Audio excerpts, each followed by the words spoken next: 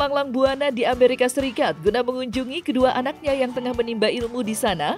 Kini sepulangnya ke Indonesia, Uya Kuya dan Astrid turut membawa sebuah kisah tentang Cinta dan Nino yang kini sudah hidup mandiri di negeri Paman Sam. Tak hanya disibukkan oleh kegiatan kuliah, Cinta dan Nino nyatanya juga disibukkan oleh beberapa pekerjaan yang mereka ambil untuk memenuhi kebutuhan hidup yang serba mahal selama tinggal di sana. Melihat kedua anaknya sudah mulai mandiri, baik Uya maupun Astrid, keduanya pun sudah membatasi uang jajan untuk kedua anaknya. Sebagaimana hal itu mereka lakukan agar Cinta dan Nino terlatih mandiri tanpa bantuan dari kedua orang tuanya yang serba ada. Lantas, seperti apa kisah Nino dan Cinta yang kini sedang belajar mandiri dengan kerja serabutan di Amerika Serikat? Tapi memang dari dulu Cinta tuh mandiri banget. Mandiri, dia tuh baik anaknya. Nino yang cuek-cuek itu juga dia tanggung jawab kok. Gantian sama Cinta nganterin kakeknya. Terus kalau lagi nganterin kakeknya, neneknya diajak makan, jalan-jalan. Biar seneng juga, nggak stres kan. Terus kayak hari ini Nino nganter tamu orang Indonesia ke Las Vegas, nyupir. Jadi supir dia. Iya, artis nyupir. Gue juga nggak tahu tuh orang Indonesia kenal nggak tuh Nino. Kalau kenal Nino tipnya gede kali ya. Dia jadi supir nganterin tamu Indonesia ke.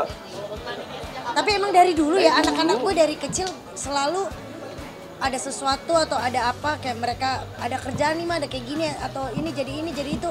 Gak apa-apa gue bilang ya udah sebanyak-banyaknya aja, coba dilakuin usaha sendiri dulu aja. Kayak kemarin jualan gorengan lah apa, udah jualan aja gak usah malu, kenapa sih? Nino dari sebelum berangkat, 2 tahun sebelum berangkat terakhir ini, dia jualan baju-baju thrifting, baju bekas yang vintage-vintage. Di Instagram live, yang beli bukan orang-orang Indonesia doang. Kanada, Malaysia, orang Inggris. Dia kirim, dia tiap hari mbak gue di rumah, kirim DHL kemana nih? Ini ke Kanada, ini ke sini. Bos siapa? Nino. Gue baru tahu Nino tuh kalau malam-malam, di tengah malam tuh jualan live Instagram, jualan baju bekas. Karena mungkin gini, kalau menurut gue terinspirasi ngeliat mama papanya tuh kalau kerja keras. Gak pernah tuh kita yang namanya santai-santai. Ya bener-bener dia anak-anak ngelihat kita ya begitu dari pagi sampai malam ya kerja, syuting ini kanan kiri, jualan atau apa. Jadi mereka udah terbiasa dengan hal itu. Gitu. Dan kalau Nino nyupir nih, kayak nyupir nganter-nganter tamu turis-turis di Indonesia tuh, dia bukan hanya sekedar supir, dia harus ngangkat-ngangkatin barang loh. Iya dong, paket dong. Angkatin barang ke koper, ke mobil, turunin ke kamar, ke hotel.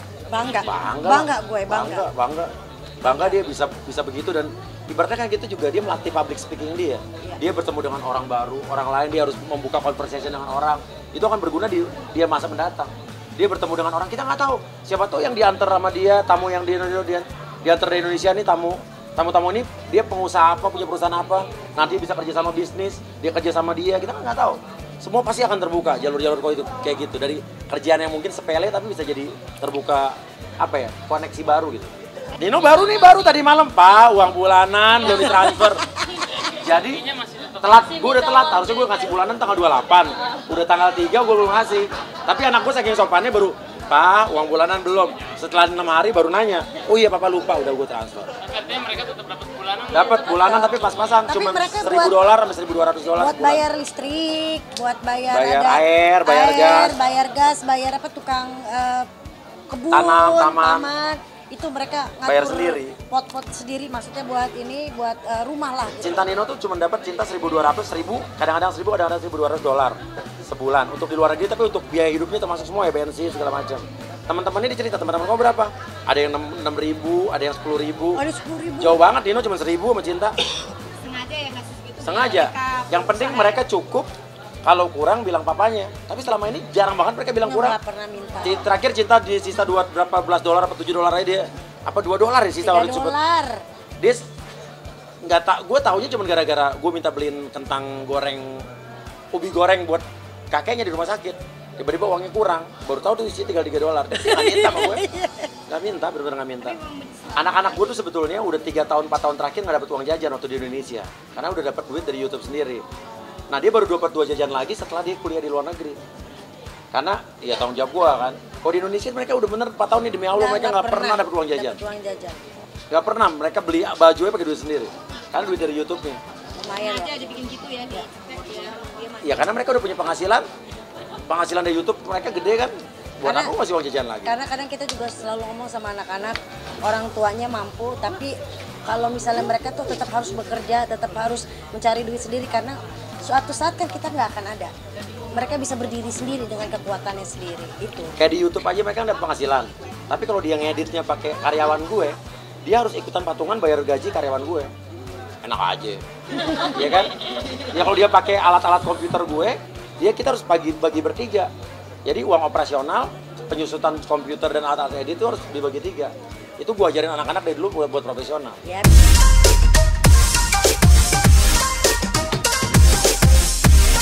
Meski telah merelakan kedua anaknya untuk hidup mandiri di Amerika, namun Uya Kuya dan Astrid tak begitu saja melepas kedua anaknya. Apalagi Cinta yang saat ini sudah memiliki seorang kekasih. Dengan ekstra, Uya Kuya pun memantau kegiatan kedua anaknya melalui CCTV yang telah dipasang di berbagai sudut rumah yang dihuni oleh Cinta dan juga Nino. Tentu hal itu ia lakukan sebagai bentuk penjagaan terhadap kedua anaknya agar tidak dapat melakukan tindakan yang memang telah dilarang olehnya. Nino lagi nggak punya pacar, Cinta lagi punya pacar. Orang bule, Nino lagi nggak punya katanya, tapi teman ceweknya banyak banget. Banyak banget. CCTV rumah gua kan ada banyak banget. Jadi, tapi Cinta itu dengan pacarnya, kalau di rumah itu mereka itu sengaja duduk di depan CCTV. Itu yang gue suka anaknya. Jadi mereka kasih tahu. Itu. Jadi sekarang lagi malam. Tuh. Di dalam rumah, di luar, depan, belakang banyak banget. Itu ya gue lihat. Dan teman-teman Nino pun kalau datang, gue datang tuh rame-rame. Ayo Om, kita di sini ya. Di Gitu. ring kamera itu. Jadi yang mereka tahu diri. Dia nggak mau bapaknya bertanya-tanya. Mereka akan ngumpul di yang depannya ada kamera. Karena mereka tahu setiap kali mamanya, papanya bangun buka mata yang dilihat ring kamera. Pas mau tidur, sebelum mau tidur dilihat ring kamera, telepon, "Bang, lagi ngapain?" Biasa mah lagi main ini PS apa? Ya, baru tidur. Kemarin gue sempat tegur Nino, tiba-tiba ring kamera gue yang di dalam itu geser ke kanan. Depan kulkas dapur nggak kelihatan kan? Bilang Nino pasti nggak. Pertama, gue nggak kan, mungkin kesenggol kucing. Cin, geser Cin, digeser lagi sama Cinta. Besoknya gitu lagi. Gue lihat siapa yang rubah, Nino. Nino kenapa? Nggak enak kalau teman-temanku kan juga lagi ngerjain tugas segala macam, lagi ketawa-ketawa. Diawasin. Kayak diawasin nggak apa-apa. Kagak, balikin lagi, udah kira dibalikin lagi. Kita udah pernah ketemu. Udah makan bareng, udah Bule, makan bareng. namanya Logan. Namanya Logan gue Logan. kasih ganti nama Ahmad Logan. Orangnya gimana sih? Orangnya baik, kayak orang timur.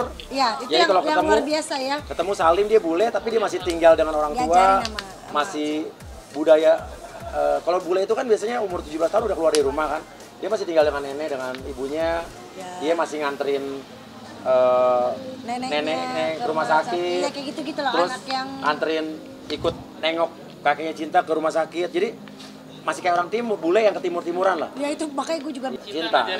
karena kan setiap kali Iya, saya betul. kalau ketemu mamahnya, papanya Iya. Cinta kan pasti cium tangan. Dia ngelihat, oh itu dia nanya sama Cinta apa maksudnya, itu namanya respect to your parents katanya. Ya udah, jadi setiap kali ketemu gitu. Iya.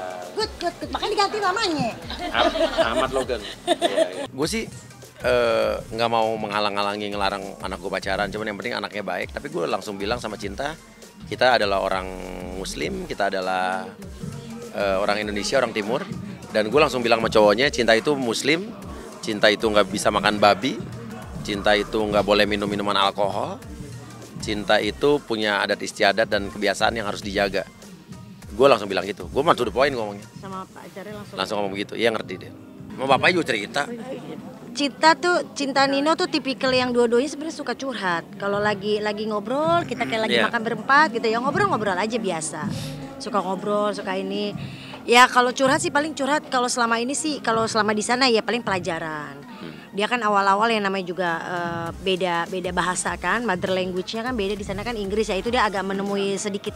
Walaupun dia international school dari SMP ya, Iya. tapi tetap aja buat dia agak susah gitu. Jadi saya ya itulah curhatnya kayak gitu, stres sama ujian, stres sama tugas kayak gitu. Terus sekarang dia udah kerja, ya kadang dia suka ngomongin, mah teman aku gini loh, gini kayak gitu aja sih. Enggak ada Kan dia yang juga satu. di tempat kerja kan anak baru, jadi dia masih belum biasa. Kadang-kadang dia ngerasa aku tuh ini gimana diomongin gak ya di sana gitu. Ya, Gitu-gitu. something curhatnya nggak terlalu, maksudnya ya paling ke kehidupan sehari-harinya dia sama teman-temannya dia, sekolahnya dia, itu aja sih. Kalau sama pacar selama ini sih dia baik-baik aja. Maksudnya nggak pernah cerita yang pacarku gini-gini, enggak sih. Ya karena juga pacarnya kan juga kita kenal, kita dekat. Jadi ya malah kalau cinta susah ditelepon atau bagaimana, kita telepon pacarnya dan mereka selalu ini tante gitu. Dan gue tuh poin ngomong sama Cinta, kok Cin, kamu tuh orang timur, orang Islam, dan kamu tuh jangan sampai tidak menghargai diri kamu sendiri, bahwa belum tentu kamu akan nikah sama dia. Jadi tolong dijaga kehormatan, jangan sampai menyesal di kemudian hari. Gue mau ngomongnya belak-belakan. Kadang ada orang tua yang ngomong tabu begitu, tapi akhirnya anaknya nggak pernah dapat kata-kata itu dari orang tua. Jadi dia kalau kita yang ngasih tahu, dia kan akan mikir, iya ya Pak, aku tahu.